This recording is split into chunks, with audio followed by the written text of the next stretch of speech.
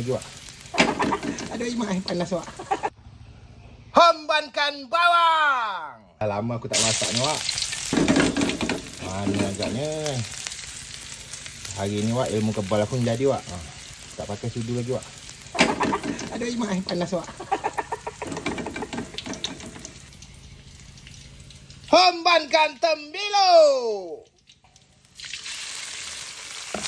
Hombankan daun kunyit.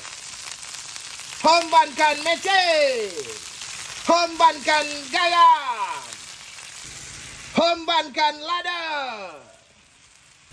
Dan di sini kita tengok tembiluk kita sudah masak. Gila. Menyala wak ai. Yang dia wak. Lama dah wak tak ngentam tembiluk ni. Hombankan tembiluk lagi wak.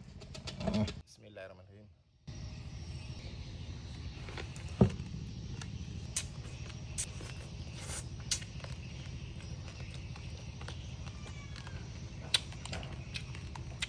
Ya, gila-gila.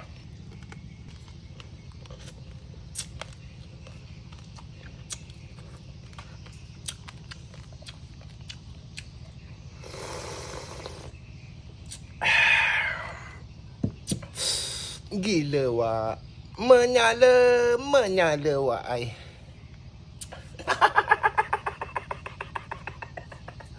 Bapak-bapak sedap wak.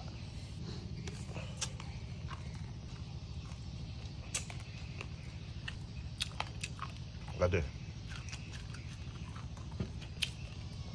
Kalau dah makan tembiluk ni wak, tak ingat lagi makanan lain.